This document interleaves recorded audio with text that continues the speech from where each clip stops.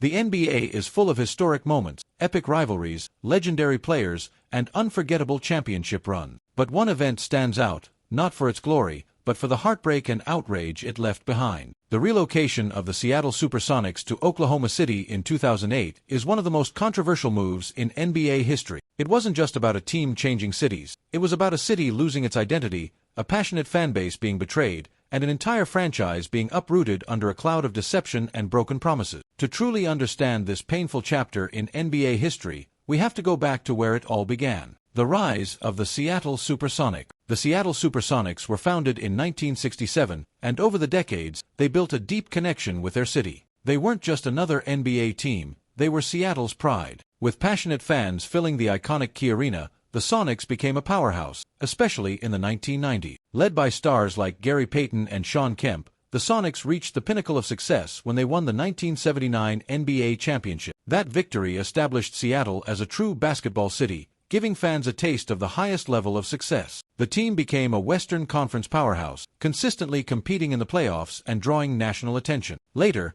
their 1996 finals run against Michael Jordan's Chicago Bulls was another high point. The Sonics, led by a dominant Payton-Kemp duo and supported by sharpshooter Detlef Schrempf and defensive anchor Nate McMillan, put together one of the best seasons in franchise history. Though they fell to the legendary Bulls, they cemented their place as an elite team of the era. Seattle's basketball culture was vibrant, with fans packing Key Arena night after night. The atmosphere was electric, with a loyal fan base that lived and breathed Sonics basketball. The green and gold became a symbol of the city's passion and dedication to its team. As the 2000s approached, the Sonics continued to produce talent, drafting key players like Ray Allen and Rashard Lewis, who kept them competitive. Even when they weren't championship contenders, the team remained relevant, drawing fans who believed in their future. However, despite their rich history and dedicated supporters, trouble was brewing behind the scenes. The financial struggles and ownership change. By the early 2000s, the Sonics faced financial issues. The NBA was evolving, and teams were generating massive revenue through new arenas with state-of-the-art luxury suites, sponsorship deals, and premium seating. Key Arena,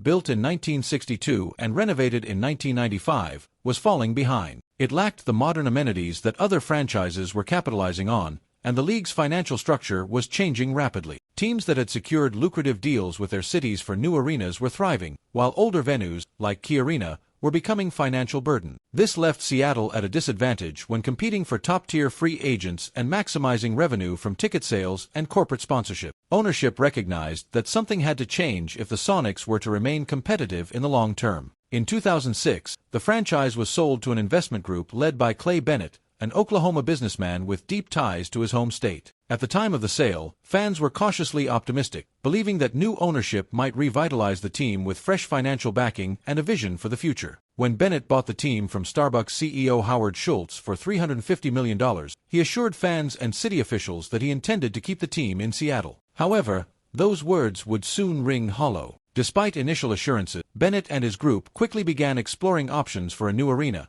but their proposals called for hundreds of millions in taxpayer funding. This sparked fierce debates among city officials, as some argued that public funds should not be used to subsidize private sports teams, especially when Seattle already had major investments in other public infrastructure. Bennett's negotiations with the city grew increasingly tense. Leaked emails later revealed that from the start, Bennett's ownership group had no real intention of keeping the team in Seattle. Instead, they had a long-term plan to relocate the franchise to Oklahoma City, a move that would soon become one of the most contentious in NBA history. The Oklahoma City Plan. Almost immediately after taking ownership, Bennett and his group started pushing for a new publicly funded arena in Seattle. The city, already dealing with economic issues, hesitated to invest hundreds of millions of taxpayer dollars into a new stadium. Negotiations dragged on, and soon it became clear Bennett's true intentions were never about keeping the team in Seattle. Emails later revealed that the ownership group had been planning to move the team to Oklahoma City all along. Seattle fans felt betrayed. The team they had supported for decades was now being treated as nothing more than a business asset. This revelation sent shockwaves through the city,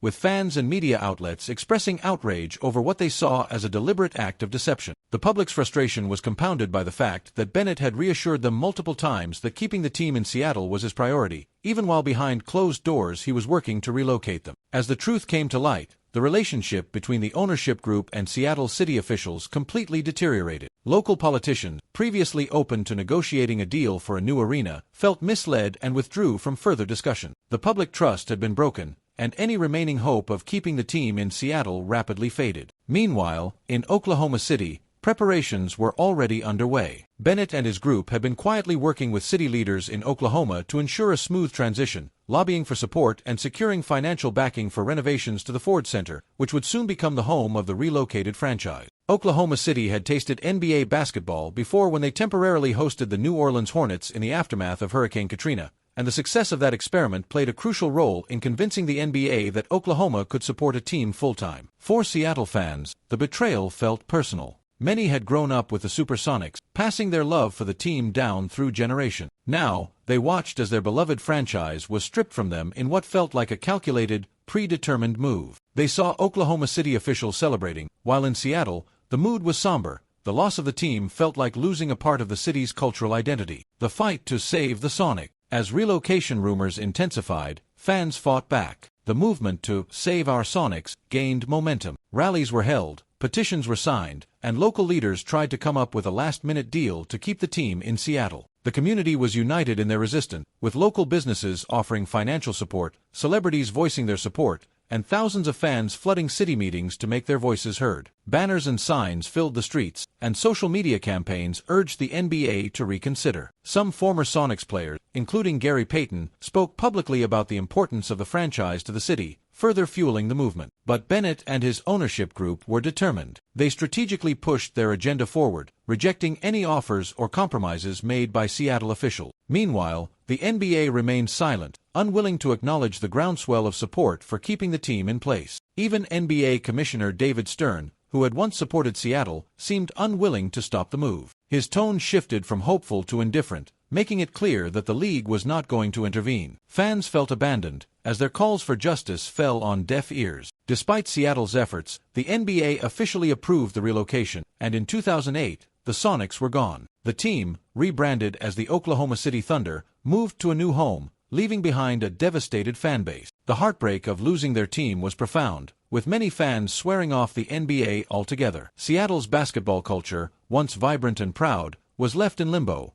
with only memories of the Supersonics remaining. The loss was more than just a sports team, it was a deep wound in the city's identity that has yet to heal. The aftermath, a city without its team. For Seattle fans, it wasn't just about losing a basketball team, it was about losing a piece of their identity. The Supersonics were an integral part of the city's culture, and their departure left a void that has yet to be filled. For decades, the Sonics had been a symbol of community pride, bringing people together through thrilling victories and heartbreaking losses alike. Now, the absence of that team left Seattle's basketball scene fractured, with fans searching for ways to fill the gap. Many fans refused to support the Thunder, viewing them as a stolen franchise. Some even boycotted the NBA altogether, unwilling to watch a league they believed had betrayed them. Others tried to find solace in college basketball or turned to following individual players rather than teams. Still, for many, the NBA simply wasn't the same without the Sonic. The heartbreak of losing the franchise wasn't just about the games, it was about losing a cultural institution that had connected generations of fans. Even today, Seattle remains one of the largest markets in the U.S. without an NBA team, and the pain of losing the Sonics still lingers. While other cities have seen expansion or relocations bring new teams, Seattle's basketball faithful are still waiting for their turn. Local sports bars are still filled with fans wearing vintage Sonics gear, and discussions about when the NBA will return to the city are a constant topic. The city's passionate sports culture remains, but without an NBA team, there is a hole in its heart that only the return of the Sonics can fill. The legacy of the move. The move to Oklahoma City worked out for the franchise from a basketball perspective. The Thunder, led by young superstars Kevin Durant, Russell Westbrook, and James Harden, quickly became a powerhouse in the Western Conference. They brought a new energy to Oklahoma City, establishing a dedicated fan base and turning the city into a legitimate basketball market. Their success in the early years, including a trip to the NBA Finals in 2012, solidified their place in the league. However, despite their achievements, the franchise has never fully escaped the shadow of its past. To this day, many NBA fans still see the team as a symbol of what happens when business takes precedence over loyalty and tradition. The relocation left a bitter taste, not just in Seattle but across the basketball community. It became a cautionary tale of how ownership can override a city's love for its team, and it set a precedent for how financial incentives could outweigh decades of history and fandom. The Sonics' departure is frequently referenced whenever discussions arise about potential relocations in the NBA, with fans and analysts pointing to Seattle as a prime example of why cities should fight harder to keep their teams. Seattle fans continue to hold out hope that the NBA will one day bring a team back to the city. Expansion talks have fueled speculation, and with the NBA actively looking at growth opportunities, Seattle remains at the top of the list. The city has already demonstrated its passion for basketball, maintaining strong support for college teams and local leagues. Climate Pledge Arena, which has already proven successful as the home of the NHL's Seattle Kraken, is ready to host an NBA team at a moment's notice. For now, however, the memory of the Sonics serves as a painful reminder of what was lost. Sonics fans still gather for reunions, celebrating the team's history and keeping its legacy alive. The nostalgia for the green and gold is stronger than ever, and as each year passes, the calls for the NBA to return to Seattle only grow louder. Until that day comes, the loss of the Sonics remains one of the most significant heartbreaks in NBA history, a wound that will only heal when professional basketball finally returns to the Emerald City. The ongoing legal battle and fallout. The legal battle surrounding the Sonics' departure was fierce. Seattle city officials fought to keep the team in court,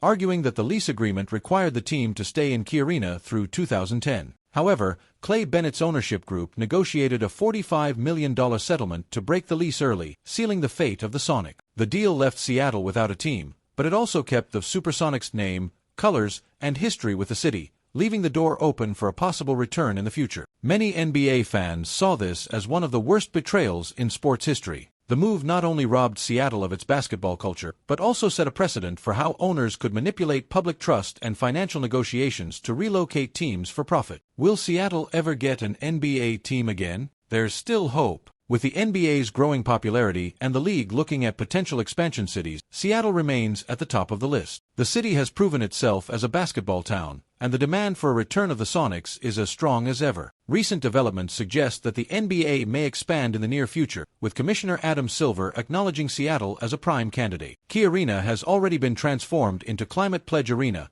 a state-of-the-art venue that is now home to the NHL's Seattle Kraken. This modern facility removes one of the main obstacles that led to the Sonics' departure, making the city a strong contender for NBA expansion. For now, though, the story remains unfinished. Until a new team arrives, Sonics fans will continue to wait, holding on to the hope that one day, Seattle basketball will rise again.